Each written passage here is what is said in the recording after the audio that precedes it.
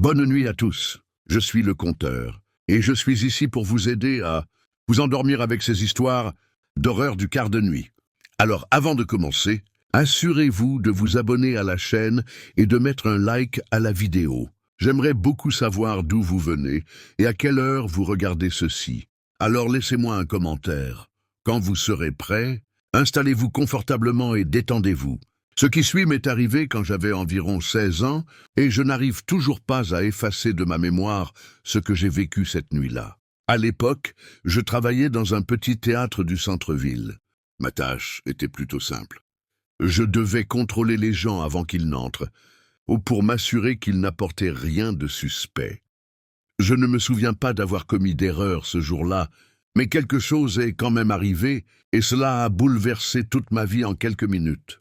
À vrai dire, ma vie à ce moment-là était assez ordinaire, ou du moins, c'est ce que je croyais. J'étais l'aîné de la famille, mes deux petites sœurs étaient encore à l'école, et c'était toujours moi qui devais veiller à ce que tout soit en ordre et que les livres soient rangés. Je n'étais pas un élève brillant.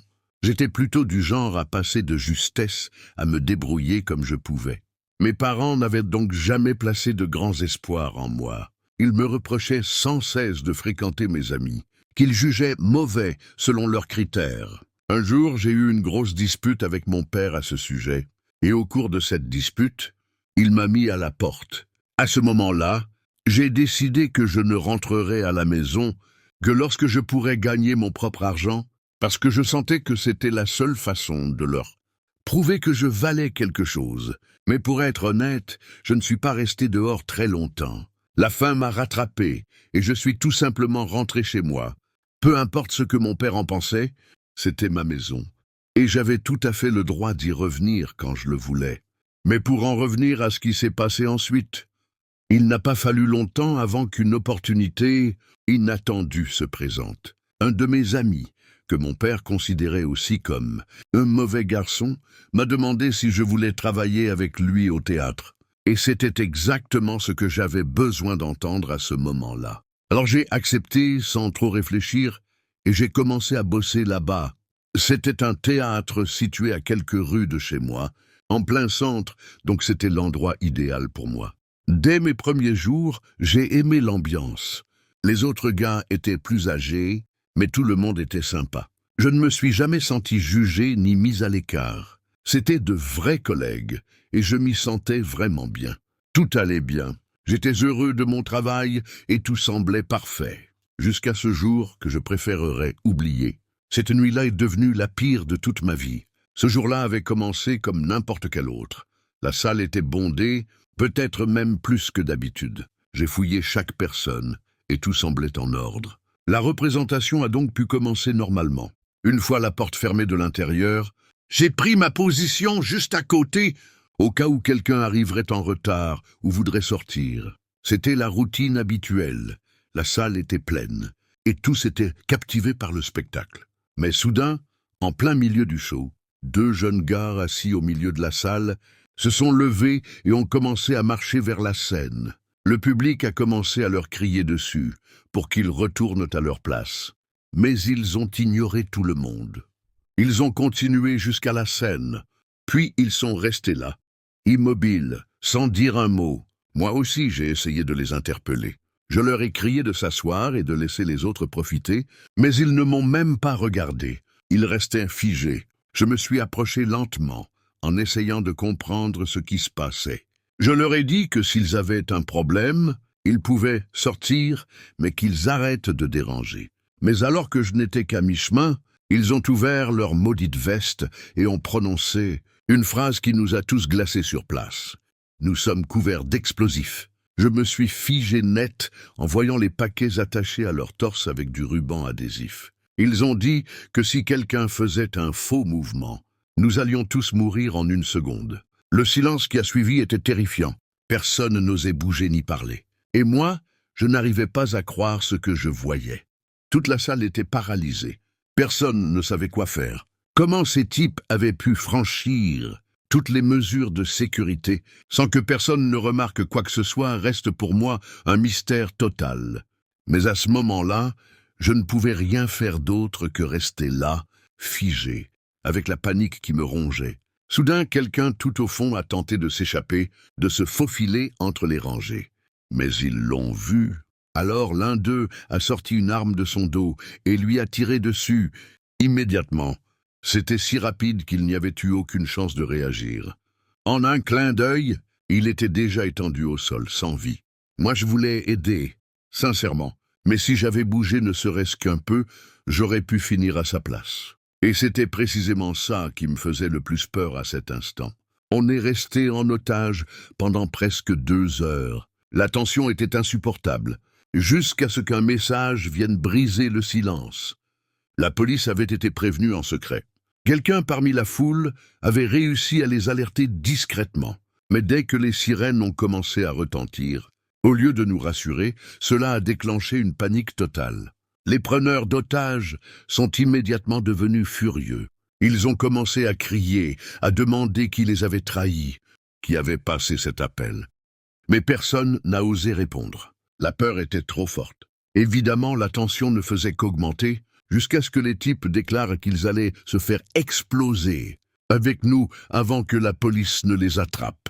C'est impossible de décrire le niveau de terreur qui s'est emparé de la salle. Les gens se sont mis à crier, à courir dans tous les sens, dans une tentative désespérée de fuir, mais dans cette panique générale, les ravisseurs ont commencé à tirer au hasard, tuant plusieurs personnes et en blessant de nombreuses autres. La situation devenait de plus en plus incontrôlable, et moi, j'étais tellement terrifié que je n'ai même pas pu bouger. Je me suis simplement accroupi derrière des sièges, et à chaque coup de feu, je passais mes mains sur mon corps pour vérifier si j'avais été touché, parce que le choc m'avait anesthésié. Heureusement, la police a profité du chaos pour intervenir et les arrêter. La confusion était totale, mais au final, ils ont réussi à maîtriser les assaillants et à nous libérer. Au milieu de cette folie, mes collègues et moi avons aidé les blessés.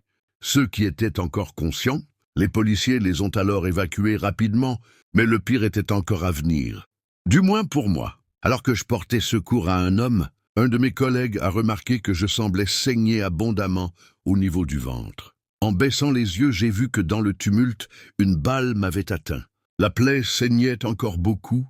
Alors j'ai enlevé ma chemise pour regarder l'étendue des dégâts, et c'est là que je l'ai vu, l'impact juste dans mon abdomen. Sur le moment, je ne ressentais presque rien, mais rapidement une douleur aiguë a surgi, suivie d'un vertige que je ne pouvais pas maîtriser.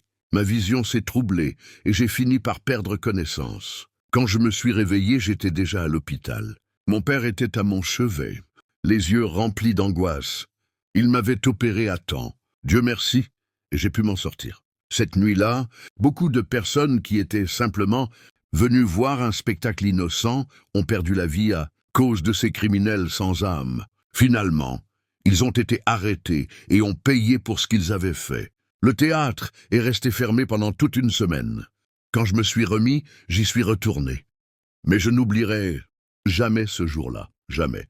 C'est quelque chose qui est resté gravé dans ma mémoire à tout jamais. Cette nuit-là, dans cette usine de traitement des eaux, elle me hante encore. C'est une de ces histoires où l'on ne sait plus si c'était un cauchemar étrange ou si cela s'est vraiment produit. Mais je t'assure qu'à ce moment-là, c'était la chose la plus terrifiante que j'ai jamais vécue de toute ma vie. Je travaillais là-bas de nuit, dans un endroit complètement isolé, au milieu de nulle part. L'usine se trouvait juste à côté d'une route reliant 2 villes, mais ces villes étaient séparées par 40 ou 50 minutes de trajet. Et entre elles, il n'y avait rien d'autre que des champs vides, quelques arbres épars. C'était vraiment un coin étrange, surtout la nuit. Nous n'étions que quelques-uns à assurer le service de nuit, et pour une raison inconnue, la clôture en fil de fer barbelé d'environ 2 mètres, 50 de haut, restait toujours fermée par un cadenas. Le grand portail principal, lui, restait ouvert en permanence. Mais personne ne venait jamais à ces heures-là. Mon rôle consistait principalement à vérifier les niveaux d'eau, ajuster les équipements de temps en temps et surveiller que rien ne parte en vrille, qu'aucune explosion ou catastrophe ne se produise. Rien de bien sorcier. Mais évidemment, pendant ces nuits où il ne se passe rien, le silence commence à devenir oppressant. Ce soir-là en particulier, J'étais tranquillement installé à mon poste de contrôle, et je passais le temps sur ma Nintendo DS. Oui, à l'époque, je jouais encore beaucoup à ça. J'étais presque en train de me dire mentalement que la fin du service approchait, quand tout à coup, j'ai entendu quelque chose qui m'a glacé le sang. C'était comme si quelqu'un avait crié juste derrière moi. Une voix forte, désespérée, me hurlait de me jeter au sol. Je n'ai pas réfléchi. Je me suis retourné en une fraction de seconde, et la première chose que j'ai vue, c'était un homme debout à quelques mètres, une arme à la main. J'arrivais à peine à croire ce que je voyais, et chaque seconde semblait durer une éternité. Ce type, d'après ce que j'ai pu comprendre, avait escaladé la clôture barbelée. Je pouvais voir qu'il saignait de partout, les mains, les jambes, même la tête. Je ne sais pas combien de temps il m'a fallu pour réaliser ce qui se passait, mais il a répété son ordre. « Jette-toi au sol !» Je n'ai pas eu le choix. Je suis tombé à genoux, les mains en l'air, complètement perdu. L'homme haletant, en larmes, gardait l'arme braquée sur moi et s'approchait lentement. La scène semblait sortie d'un film, mais c'était bien réel.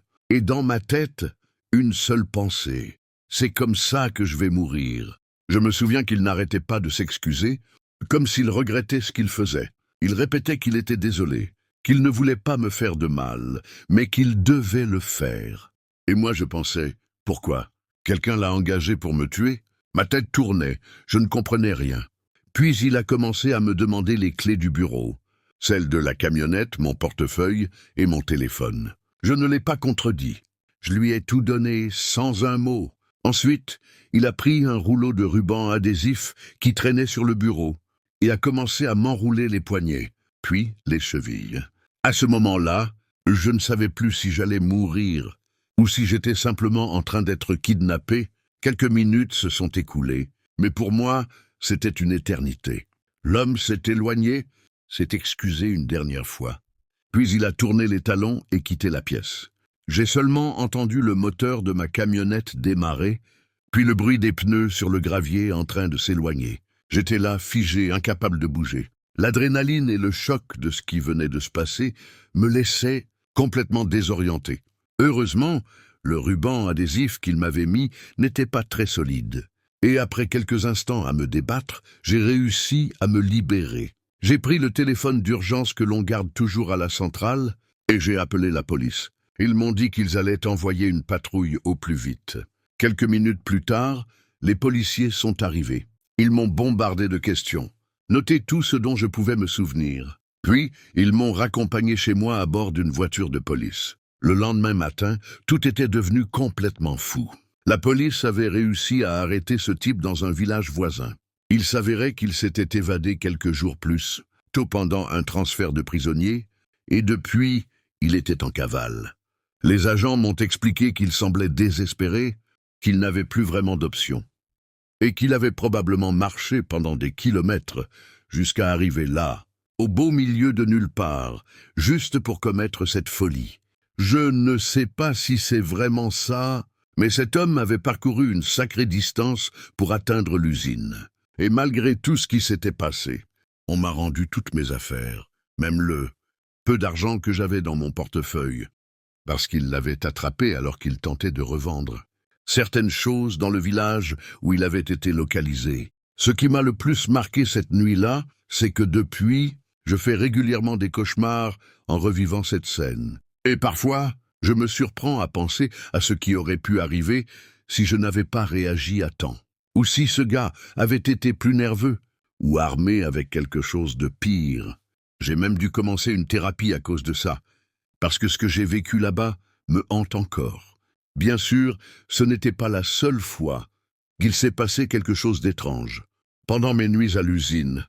Mais cette nuit-là fut de loin la plus horrible et terrifiante. Et honnêtement, chaque fois que je passe à proximité de cet endroit, quelque chose en moi se fige. C'est étrange, mais cette nuit-là m'a marqué à jamais. Mes nuits de service dans cet hôtel de Caroline du Sud me donnent encore des frissons, rien que d'y repenser.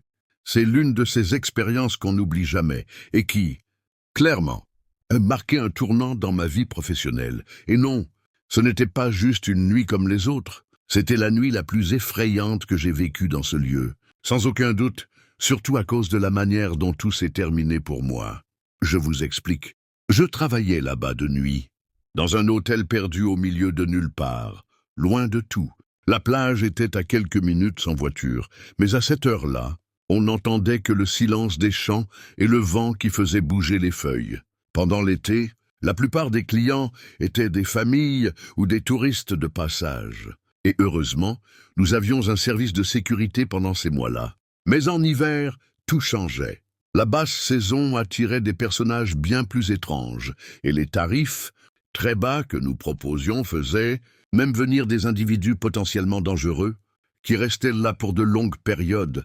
L'idée, à la base, c'était d'attirer des personnes âgées, des retraités, pour qu'ils passent quelques semaines à la plage, et que l'hôtel reste rentable. Mais ces prix, trop accessibles, ont fini par attirer aussi toute une série de gens aux intentions douteuses. Et durant ces nuits d'hiver, l'hôtel devenait un endroit beaucoup plus sombre et dangereux. En travaillant là-bas la nuit, j'ai beaucoup appris. J'ai croisé des gens vraiment étranges, parfois même inquiétants, mais j'ai aussi vécu des expériences intéressantes et d'autres que je ne peux toujours pas expliquer.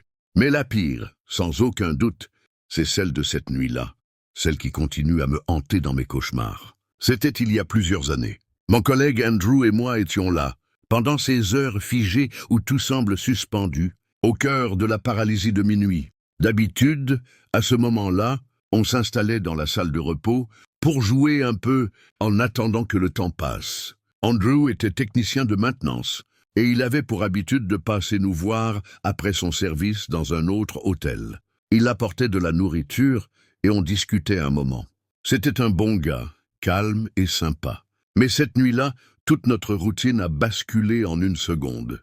J'étais dans le bureau, en train de mettre un peu d'argent dans mon portefeuille pour lui payer la nourriture, quand soudain j'ai entendu la sonnette. Quelqu'un venait d'entrer.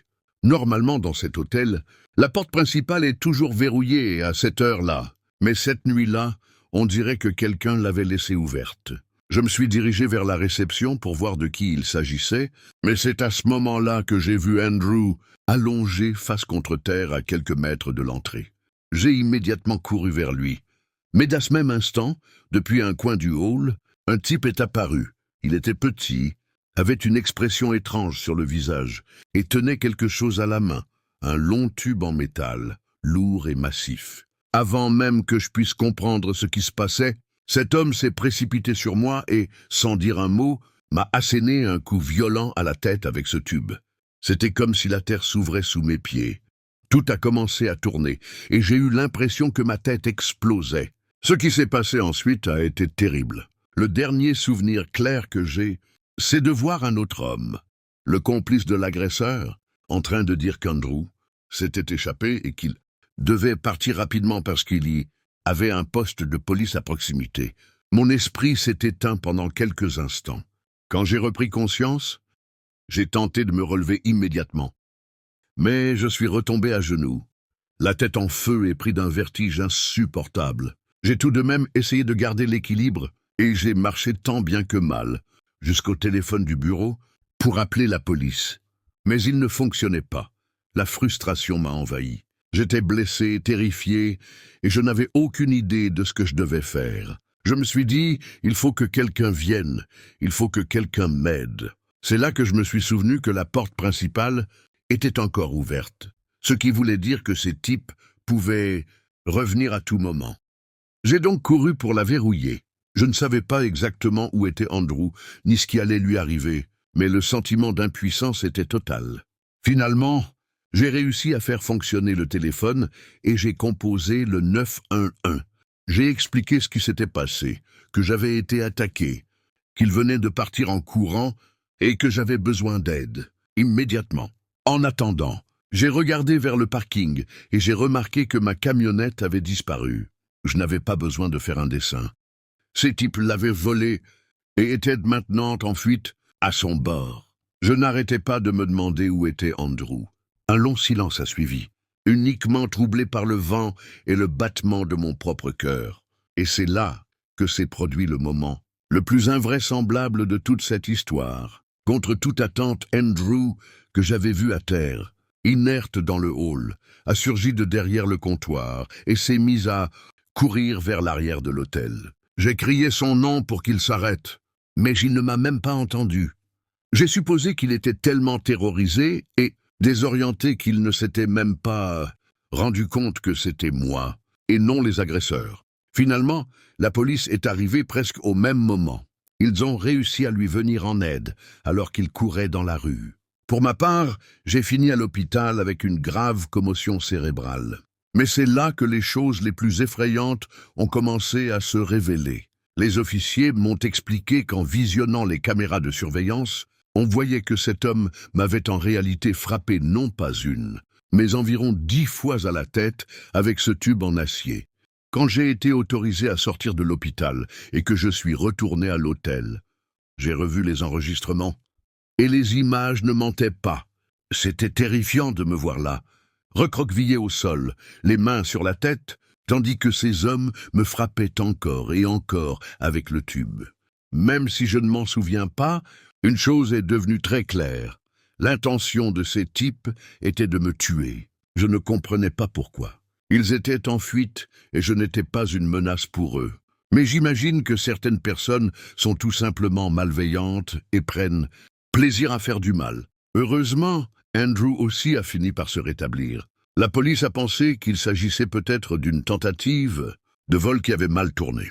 Après cette nuit, j'ai songé à quitter ce travail, mais quelque chose en moi me disait que ce n'était pas terminé. Il m'a fallu beaucoup de temps pour surmonter ce sentiment constant d'être en danger. Finalement, j'ai quitté le poste, incapable de dormir ou même de réfléchir sans avoir l'impression que quelque chose me traquait. À ma connaissance, ces types n'ont jamais été retrouvés. Aujourd'hui, des années plus tard, je fais encore des cauchemars de cette scène. Pas seulement à cause de la violence, mais à cause de cette sensation profonde, que l'on ne sait jamais vraiment qui peut se cacher dans l'ombre, attendant qu'on baisse la garde. C'était ma 3e semaine de travail de nuit dans un grand cimetière, là-bas à Willow Creek. Pour être honnête, il me payait plutôt bien et le boulot paraissait simple. On m'avait dit que je n'avais qu'à rester éveillé, faire quelques rondes sur le terrain. Et si jamais je voyais quelqu'un s'introduire ou faire des bêtises, je devais appeler la police. La plupart des nuits, je restais assis dans une petite guérite juste après l'entrée avec un café qui avait franchement un goût de carton et je tuais le temps sur mon téléphone ou simplement à attendre que le jour se lève. Le cimetière était immense et tout au fond s'étendaient des rangées de pierres tombales en ruine, des sépultures anciennes jamais entretenues. Juste derrière, un bois épais poussait jusqu'à appuyer contre la vieille clôture en fer. Tout le lieu baignait dans un silence absolu, sauf quand le vent soufflait dans les branches mortes et faisait frissonner les arbres. Je n'avais pas peur des fantômes, ni de ces bêtises que tout le monde raconte sur les cimetières. Ce qui m'inquiétait le plus, en réalité, c'était de m'endormir et de me faire virer. C'était la seule chose qui me préoccupait pendant ces nuits-là. Il ne s'était jamais rien passé d'étrange. Une fois, un groupe de jeunes avait tenté de s'introduire, mais dès que j'avais allumé ma lampe torche, ils avaient détalé, comme s'ils avaient vu la mort. Les nuits se ressemblaient toutes, monotones et sans intérêt. À un moment, je me suis même dit que j'avais peut-être décroché le boulot le plus facile du monde. Mais cette nuit-là, celle qui a tout changé, a commencé vers 2h30 du matin.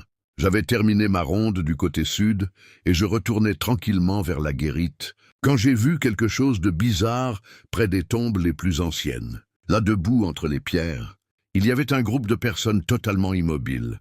Elles ne semblaient pas habillées pour le froid. En tout cas, pas de manière visible, pas de manteau, ni de lampe. Juste des jeans, des sweats à capuche, des t-shirts. Mais ce qui m'a frappé, c'est qu'elles portaient toutes des masques. Au début, j'ai pensé à une espèce de séance photo nocturne. Un défi idiot pour TikTok ou quelque chose dans le genre. Mais dès que j'ai braqué ma lampe torche sur elles, aucune ne bougea. Elles sont restées parfaitement immobiles, toutes les têtes tournées vers moi, les masques figés dans ma direction. Les minutes sont passées, et comme elles ne bougeaient toujours pas, j'ai commencé à sentir mon estomac se nouer. Mais je ne voulais pas les suivre, ni faire quelque chose de stupide. J'ai décidé de continuer à marcher et je suis retourné directement à la guérite. J'ai fermé la porte à clé et j'ai essayé d'appeler mon superviseur, mais ça tombait directement sur la messagerie. J'ai réessayé plusieurs fois, sans succès. Mon sang bouillonnait. J'ai tenté une dernière fois, rien. Alors, j'ai regardé par la fenêtre. Et ils étaient encore là, immobiles, exactement dans la même position. Comme s'ils attendaient quelque chose. Mais quoi? Je n'en avais aucune idée. Soudain, la radio de l'équipement a commencé à grésiller. Aucune voix. Juste du bruit blanc et de la friture statique. Je l'ai éteinte aussitôt, le cœur battant à 1000 à l'heure. Il était exactement 3 heures du matin et il restait encore plusieurs heures avant l'aube. Je me suis donc assis sur la chaise. J'ai attrapé la manette qu'on utilisait pour orienter la lumière et j'ai recommencé à observer par la fenêtre, sans avoir la moindre idée de ce que j'allais voir. J'ai senti ma peau se refroidir, comme si les murs étaient plus fins qu'une feuille de papier. Le groupe était toujours là, parfaitement figé, et comme tout à l'heure. Mais soudain, ils ont commencé à se diviser. La moitié est restée près des tombes, immobile comme des insectes pétrifiés. Mais l'autre moitié a commencé à avancer lentement vers la guérite. C'était très étrange. Ils ne couraient pas, ils marchaient. Tous en parfaite synchronisation, comme les rouages d'une machine, sans se presser, sans faire aucun bruit. C'était comme regarder un mécanisme glisser vers moi sans un son. Et là, une panique profonde a commencé à me submerger. Tout mon corps tremblait et je transpirais froid. J'ai attrapé la lampe torche et la manette qui se trouvait sous le bureau, parce que dans cet endroit, les armes étaient strictement interdites, surtout pour ce genre de travail. J'avais la bouche sèche, mais je n'ai même pas pensé à appeler la police. Je savais que je n'aurais pas le temps. Ces gens, ou ces choses, approchaient à chaque seconde. À chaque clignement d'œil, ils semblaient plus proches, comme s'ils mesuraient chaque geste, chaque respiration. Leurs mains pendaient mollement, et leurs masques étaient légèrement inclinés, comme s'ils m'observaient en silence. La lumière de ma lampe vacillait pendant que je pointais dehors. Tremblant, rongé par la peur et l'angoisse. Chaque masque était différent. Certains affichaient des sourires tordus, d'autres des visages vides, et il y en avait un, avec des yeux immenses et creux, comme ces poupées qui semblent vivantes, mais n'ont pas d'âme.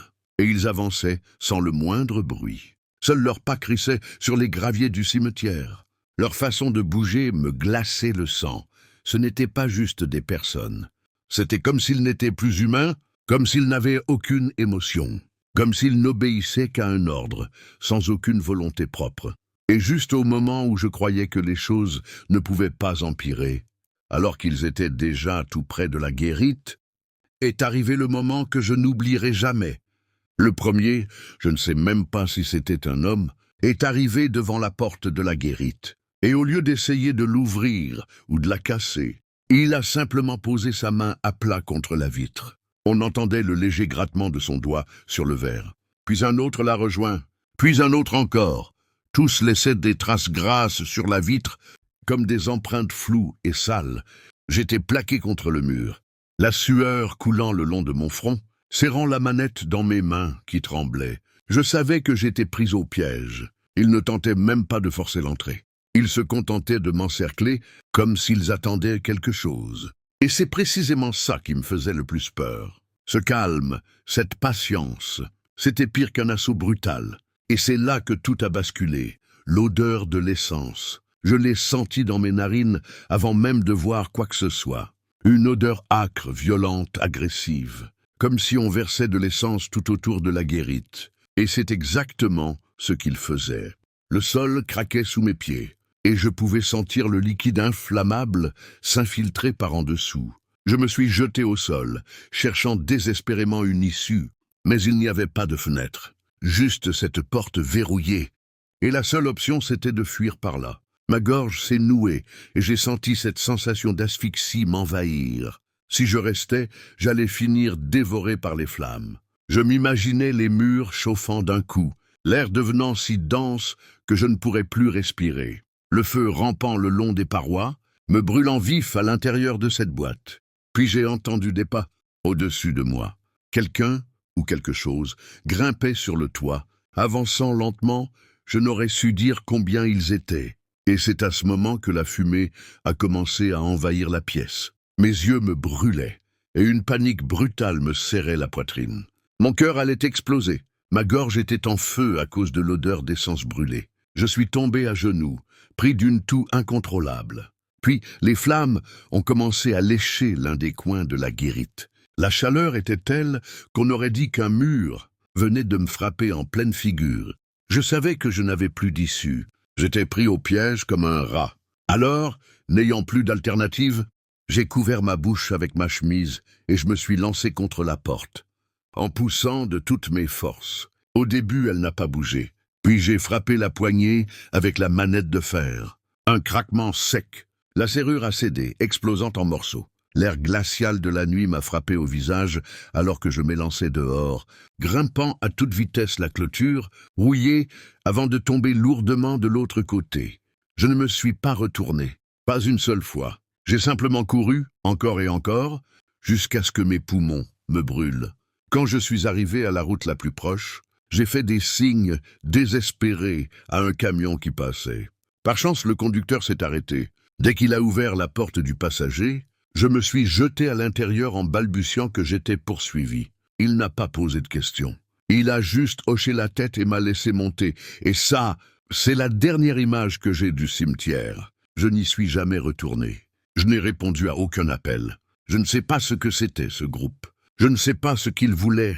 Et honnêtement, je ne suis même pas sûr que c'était des humains. La semaine suivante, j'ai brûlé mon uniforme.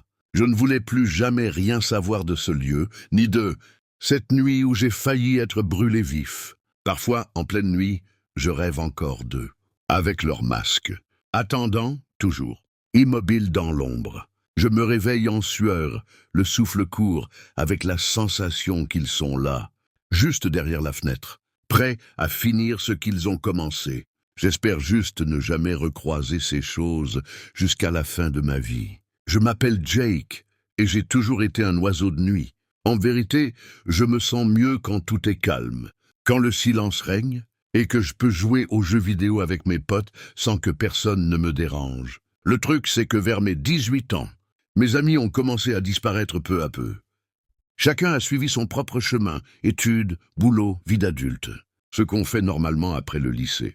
Mais moi, je suis resté à la maison, sans trop savoir quoi faire, avec ce sentiment grandissant qu'il me fallait absolument un travail. Je ne pouvais plus continuer à vivre au crochet de mes parents, tu vois. J'ai essayé dans quelques fast-food, comme McDonald's ou Wendy's. Mais les horaires de jour ne me convenaient pas, et franchement, je ne me sentais pas du tout à l'aise à bosser dans ce genre d'endroit. À vrai dire, je ne savais absolument pas quoi faire. Jusqu'au jour où mon oncle, qui travaillait dans une station-service un peu planquée, dans un quartier éloigné, m'a suggéré de venir essayer là-bas. Au début, il m'a proposé des horaires en journée ou en soirée, et j'ai accepté, même si au fond, ce que je voulais vraiment, c'était faire le service de nuit. Mais je dois avouer qu'au fond de moi, ça me faisait un peu peur. J'avais toujours entendu des histoires d'horreur sur les gardes de nuit, les types louches qui s'arrêtaient à la station, les choses étranges qui arrivaient pendant la nuit, et pour être honnête, ça me terrifiait, mais je savais aussi que si je n'essayais pas, j'allais continuer à me faire rattraper par les échéances et je ne m'en sortirais jamais. Le truc, c'est que la station-service avait aussi une petite supérette, attenante où on vendait des snacks, des boissons, des médicaments et d'autres articles de base. Quelque chose de très courant dans ce genre d'endroit. La boutique restait ouverte toute la nuit, sans interruption. Il y avait 3 services, matin, après-midi et nuit. Un service continu, 24 heures sur 24. Dans chaque tranche horaire, il y avait toujours un superviseur chargé de veiller à ce que tout fonctionne bien. J'ai commencé avec les horaires du soir. Et c'est là que j'ai rencontré Al, le type qui gérait le service de minuit. C'était quelqu'un de confiance, un peu nerveux et silencieux, mais avec un bon fond. Son boulot consistait à gérer la boutique pendant ce créneau. Je ne sais pas comment, mais on avait fini par devenir amis, même si on ne parlait pas beaucoup. Un soir, juste au moment où j'étais sur le point de finir mon service pour rentrer dormir, Al est venu me voir avec un air complètement bouleversé, comme s'il venait de voir un fantôme.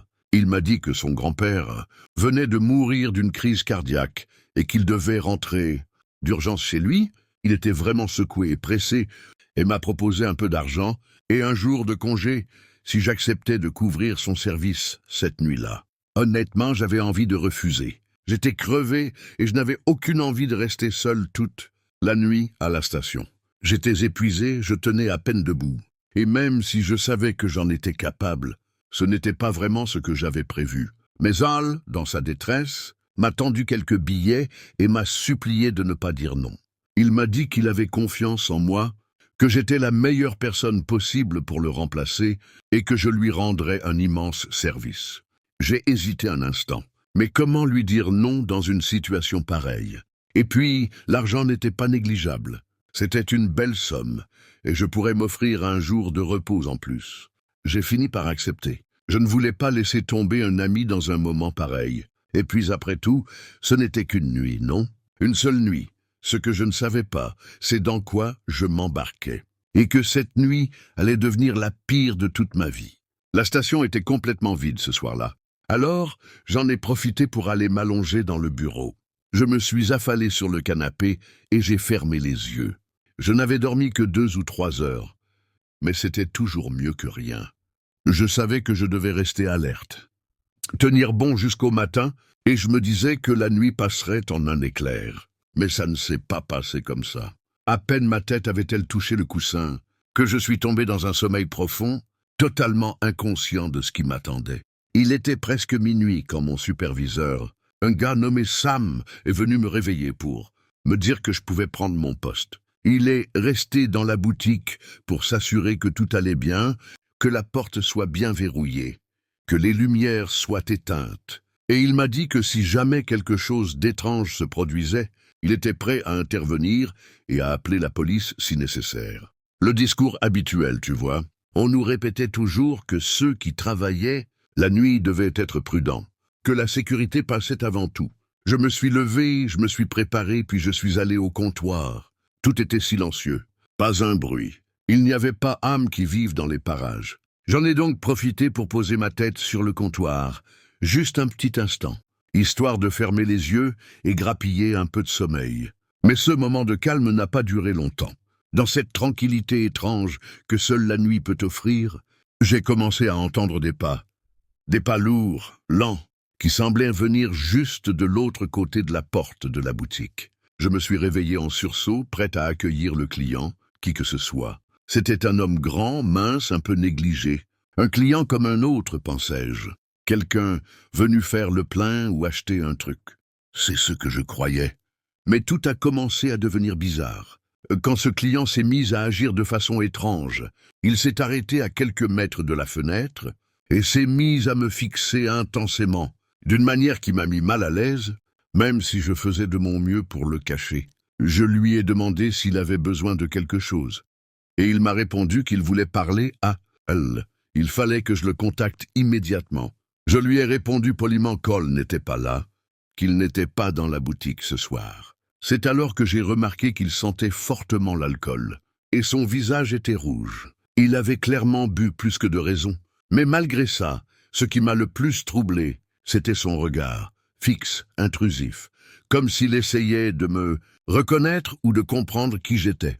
Je lui ai répété qu'Ol n'était pas là, et qu'il était sorti et reviendrait dans quelques heures. Mais le type ne bougeait pas.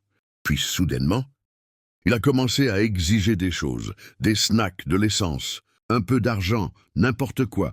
À ce moment-là, je ne voulais qu'une chose, lui donner ce qu'il voulait pour qu'il s'en aille.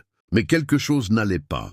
Il est resté longtemps près de la pompe à essence. Et c'est là que tout a basculé. Quand j'ai jeté un œil par la fenêtre, sa silhouette semblait étrange, presque déformée, comme si quelque chose chez lui clochait profondément.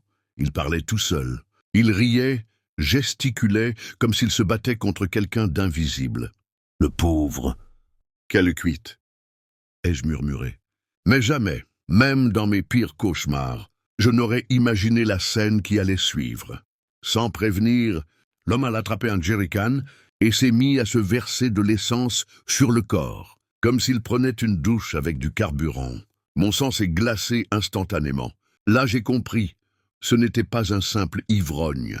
Ce type était totalement hors de lui, complètement perdu.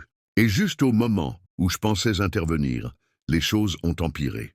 L'homme a esquissé un sourire démentiel, puis s'est mis à frotter son visage et son corps avec l'essence, comme pour bien s'en imbiber. Et ensuite, je jure que c'est vrai, il a commencé à en boire, oui, il a bu de l'essence. Par pur réflexe, j'ai voulu sortir de la boutique pour l'arrêter. Mais soudain, sans prévenir, il a sorti un briquet et a tenté de s'enflammer. Oui, exactement ça. Il a allumé la mèche. Les 2 premières tentatives ont échoué. Mais à la 3e, boum, la flamme a pris et l'essence a embrasé son corps. En quelques secondes, il était transformé en torche humaine. Le feu s'est propagé d'un coup, énorme, comme une boule incandescente. Je suis resté figé, paralysé. Je ne pouvais rien faire d'autre que regarder, tremblant, incapable de comprendre ce que mes yeux voyaient. Le visage de cet homme. Il se tordait de douleur, mais on aurait dit qu'il aimait ça, comme s'il savourait chaque seconde de cette torture. Et dans ce chaos de flammes et de fumée, il s'est mis à hurler. Un cri inhumain qui s'est gravé dans mon esprit à jamais. Le feu s'est propagé à une vitesse folle, et la scène était irréelle. Une monstruosité de lumière et de ténèbres, comme un cauchemar éveillé. Tout est flou dans ma mémoire à partir de là. Je sais que j'ai essayé de l'éteindre. Mais honnêtement, c'est comme si mon cerveau avait effacé les détails. Je revois juste cet homme brûlant vif, ses hurlements et ma propre panique. Pourtant, je me rappelle avoir couru, ouvert la vanne d'urgence, et dans un geste désespéré, j'ai essayé de contenir les flammes tout en appelant la police. Et c'est là qu'une autre pensée m'a frappé de plein fouet. On était dans une station-service. Il y avait 4 réservoirs souterrains juste là, et si le feu atteignait ces cuves, c'était fini. Toute la station pouvait exploser d'un coup. J'ai commencé à hurler le nom de Sam, à lui crier de sortir immédiatement, tout en m'éloignant aussi vite que possible. Je me suis posté de l'autre côté de la route, et de là, je le voyais encore brûler. Avec ce rictus tordu sur le visage, ce sourire démentiel figé dans les flammes, et ce rire qui ne ressemblait plus à rien d'humain. Les policiers sont arrivés quelques minutes plus tard. Je ne sais pas comment ils ont fait, mais ils sont arrivés très vite. Dès leur entrée, ils ont réussi à contenir l'incendie et à immobiliser l'homme. Mais ce que personne n'oubliera jamais, c'est l'expression de cet homme pendant qu'il brûlait, comme s'il était en train de jouir de sa propre agonie, comme si souffrir ainsi était sa seule façon d'exister. Ces cris ont résonné dans toute la station. Des cris sortis des recoins les plus sombres de l'enfer. Après ça, tout est retombé. Le calme est revenu. Mais rien n'a jamais été pareil pour moi. Et le plus étrange dans tout ça, c'est Cole n'est jamais revenu à la station. Il a disparu. On n'a plus jamais eu de nouvelles. Sam et moi, on a fini par quitter cet endroit nous aussi. On s'est dit au revoir et on n'est jamais retourné là-bas. Des années ont passé. J'ai tout fait pour oublier. Mais cette nuit-là ne s'efface jamais complètement de ma mémoire. Ces quelques heures passées dans cette station, en pleine nuit, m'ont marqué pour la vie. Aujourd'hui, je travaille depuis chez moi, dans un endroit sûr, et chaque nuit, quand j'entends un bruit étrange, je ne peux m'empêcher de repenser à ce moment-là, à cette nuit où j'ai vu quelque chose qui ne devrait pas exister dans notre monde. Je me demande encore à quel point une personne doit être détruite mentalement ou spirituellement pour prendre plaisir à se brûler vive, et ce qui m'obsède encore aujourd'hui, c'est quel genre de lien il pouvait bien y avoir entre Hull et cet homme. Comme je l'ai dit, je ne l'ai jamais revu. Je ne pourrai jamais lui poser la question. Et depuis ce jour, cette scène maudite revient parfois hanter mes cauchemars. Je n'ai jamais suivi de thérapie, mais j'y pense sérieusement. Il y a des traumatismes qu'on ne peut pas gérer seul. J'ai été chauffeur de taxi pendant de nombreuses années. C'est ce qui m'a permis de subvenir aux besoins de ma famille et de garder un toit au-dessus de nos têtes. Je me souviens qu'à l'époque, je travaillais souvent jusque très tard dans la nuit, parfois jusqu'à l'aube, surtout pendant les périodes où je devais rembourser ma maison. Heureusement, à cette époque, les choses étaient plus calmes. Je vis dans une ville touristique du Mexique, et mes clients principaux étaient des touristes, surtout des Américains. Ils aimaient sortir la nuit, boire, s'amuser. Et pour moi, c'étaient les meilleurs clients, toujours généreux avec les pourboires, et en dollars en plus. Bref, ce que je vais vous raconter, s'est produit une de ces nuits où je travaillais jusqu'à très tard. Il était déjà passé minuit. Je venais de déposer un couple de touristes à leur hôtel. Je rangeais l'argent dans mon portefeuille quand j'ai vu un homme s'approcher de ma voiture. Il est arrivé jusqu'à ma fenêtre et m'a demandé si j'étais en service à ce moment-là. Avec le bon pourboire que m'avaient laissé les touristes juste avant, j'avais déjà rentabilisé ma soirée. J'étais épuisé et je pensais rentrer à la maison. Mais je ne voulais pas laisser passer cette dernière course et gagner un peu plus, alors j'ai dit oui. L'homme était grand, costaud, barbu. Il devait avoir une trentaine d'années, peut-être un peu plus, mais il n'avait pas l'air méfiant. Il ne dégageait rien de dangereux. Alors, je n'ai pas eu le moindre doute. Dès que je lui ai confirmé que j'étais disponible, il m'a dit d'attendre quelques minutes, qu'il allait chercher sa femme. J'ai répondu qu'il n'y avait aucun problème. Environ 5 minutes plus tard, je l'ai vu revenir avec une femme dans les bras. Elle était très mince, presque fragile, et tout chez elle laissait deviner une maladie ou un handicap. Elle semblait jeune, mais totalement endormie. Ce qui m'a surpris, c'est qu'il ne l'ait pas amenée en fauteuil roulant. Mais je ne lui ai rien demandé. Ce n'était pas mon affaire. J'étais payé pour conduire, pas pour poser des questions. Alors, je n'ai rien dit. J'ai pris l'avenue en direction de l'adresse qu'il m'avait donnée. Il m'a expliqué qu'ils allaient chez la mère de sa femme pour que celle-ci puisse s'occuper d'elle pendant quelques jours. Apparemment, sa femme avait eu un épisode de santé un peu compliqué, et il préférait qu'elle soit entre deux bonnes mains jusqu'à ce qu'elle aille mieux. C'est là qu'il m'a raconté qu'elle avait une maladie, qui l'avait rendue invalide, qu'elle ne pouvait plus marcher, et que ce soir-là, elle s'était sentie très mal. Alors, il lui avait administré son traitement, mais que ce médicament la faisait dormir profondément. À ce moment-là, j'ai sincèrement eu de la peine pour lui. Je me suis dit que ça ne devait vraiment pas être facile de voir sa femme dans un tel état. J'ai jeté un coup d'œil rapide dans le rétroviseur. Elle était toujours allongée sur son épaule, endormie. Pendant tout le trajet, elle ne s'est pas réveillée une seule fois. Quand on approchait de la destination, on est passé devant une pharmacie. Il m'a demandé si je pouvais m'y arrêter 1 minute, juste pour acheter les médicaments de sa femme. J'ai dit oui sans problème, mais je lui ai précisé que le compteur continuerait à tourner. Il m'a assuré que ça ne posait aucun souci, qu'il paierait le supplément, et que ça ne prendrait que quelques minutes. Je suis donc resté dans la voiture à attendre, pendant qu'il entrait dans la pharmacie. Mais les minutes passaient et il ne revenait pas. Je me suis tourné vers sa femme, espérant qu'elle allait peut-être se réveiller, mais non, elle restait profondément endormie. Après 15 minutes, l'homme n'était toujours pas revenu. J'ai tenté de lui parler doucement pour la réveiller. Aucune réaction. Encore 10 minutes plus tard, toujours rien. Alors, j'ai fini par sortir de la voiture. Je me suis approché de la porte arrière, et j'ai essayé de la réveiller plus fermement. Elle ne réagissait pas. Jusqu'à ce qu'à un moment, elle ouvre brièvement les yeux, me regarde et murmure « Il ne reviendra pas ». Puis elle s'est rendormie, aussi vite qu'elle s'était réveillée. Là, j'étais totalement déboussolé et furieux. Comment ça, il ne reviendra pas? J'ai essayé de la réveiller de nouveau, mais rien. Aucun signe. J'ai décidé de marcher jusqu'à la pharmacie pour retrouver son mari. J'ai décrit l'homme à la responsable, lui ai demandé s'il était venu ici. Elle m'a répondu que oui, qu'il était bienvenu dans la pharmacie, mais qu'il avait seulement acheté un paquet de biscuits et était reparti aussitôt. Je suis resté figé, confus. Quelle sorte de personne abandonne ainsi sa femme malade avec un parfait inconnu? J'étais furieux mais surtout perdu. Je ne savais plus quoi faire. Je suis retourné à la voiture. J'ai tenté encore une fois de réveiller la femme. Elle ne bougeait toujours pas. Et là, le pire est arrivé. En posant ma main sur elle, j'ai senti sa peau froide. J'ai allumé la lumière du plafonnier. Et c'est là que j'ai vu, son teint était blafard, presque cireux. J'ai levé son bras pour lui prendre le pouls. Rien. Puis j'ai posé mes doigts sur son cou. Toujours rien. Cette femme était morte. Une boule s'est formée dans mon ventre. Je me suis pris la tête entre les mains.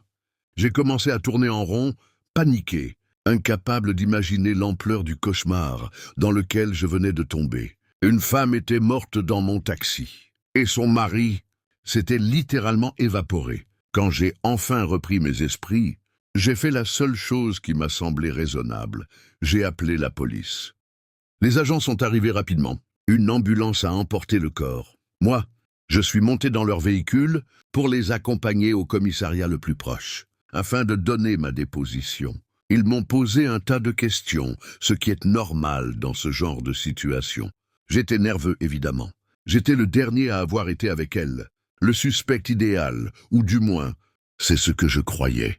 Mais j'ai tout raconté en détail, où je les avais pris en charge, ce que l'homme m'avait dit, l'état de la femme, l'arrêt à la pharmacie, chaque détail au millimètre près. Et surtout, je leur ai dit ce que la femme m'avait dit elle-même. Les deux agents se sont regardés. L'un d'eux m'a alors demandé de répéter exactement ce que la femme avait dit et à quel moment. Je leur ai expliqué. Au moment où j'ai réalisé que son mari ne revenait pas, j'ai essayé de la réveiller. Et à un moment, elle a ouvert les yeux. Elle m'a regardé et m'a dit « Il ne reviendra pas ». Puis elle s'est rendormie aussitôt. C'est à ce moment-là que je suis allé à la pharmacie et que j'ai compris qu'elle avait raison. Les deux agents se sont regardés à nouveau. Et c'est là que l'un d'eux m'a dit quelque chose que je n'oublierai jamais. C'est impossible. Cette femme était morte depuis au moins 7 heures. Je suis resté figé, glacé. Mais je leur ai répondu que c'était impossible, que je l'avais vue ouvrir les yeux. Elle m'a parlé. Et j'étais aussi sûr de ça que du fait qu'elle avait les yeux bleus. Les policiers étaient visiblement troublés. Ils voyaient bien que je ne mentais pas. Les bons flics le sentent, et eux savaient que je disais la vérité. Ils m'ont retenu jusqu'au matin. Et c'est à ce moment-là qu'ils ont retrouvé le mari. Il s'agissait bien de son époux. Apparemment, il était en état de choc profond. Il a confirmé que sa femme était décédée vers 6 heures du soir. Il a dit qu'il ne savait pas quoi faire avec son corps, qu'il ne voulait pas la laisser seule, qu'il ne supportait pas de la voir morte. Il n'a pas été poursuivi pour homicide. L'autopsie a révélé que la femme était décédée de cause naturelle, liée à sa maladie.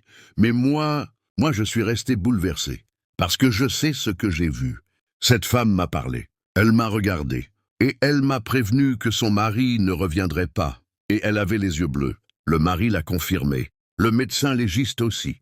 Et même après tout ce temps, je n'arrive toujours pas à comprendre ce qu'il s'est passé ce soir-là. Mais j'ai bien entendu qu'ils parlaient entre eux, disant qu'il faudrait peut-être que je consulte un psychologue. Et une fois que tout a été clarifié, j'ai enfin pu rentrer chez moi. Mais après cette nuit, j'étais profondément bouleversé. Toute cette situation, et surtout le fait que cette femme m'avait parlé alors qu'elle était déjà morte, c'était quelque chose que je n'arrivais pas à sortir de ma tête. La vérité, c'est qu'il m'a fallu beaucoup de temps pour m'en remettre. Aujourd'hui, je ne suis plus chauffeur de taxi. J'ai monté ma propre affaire dans la vente de pièces détachées, et c'est avec ça que je fais vivre ma famille désormais. Mais je n'oublierai jamais mes années passées derrière un volant, mes nuits passées à sillonner les rues, et toutes les histoires que j'ai vécues à cette époque. Et parmi toutes ces histoires, celle-ci reste sans le moindre doute l'expérience la plus glaçante de toute ma vie de chauffeur de nuit.